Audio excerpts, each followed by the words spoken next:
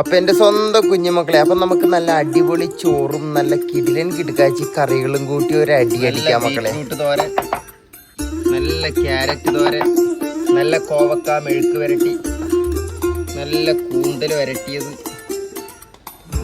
നല്ല കിടക്കാച്ചി പൈനാപ്പിൾ കറി, പിന്നെ നമ്മുടെ ഫിഷ് കറി, കൂറക്കറി, പിന്നെ നല്ല കിടിലൻ കിടക്കാച്ചി ഓട്ടംപുളിയിട്ട് വെച്ച കൂറക്കറി. എന്റെ മക്കളെ ഒരു പിടുത്തങ്ങാട് പിടിക്കാൻ പോണേണ് മക്കളെ.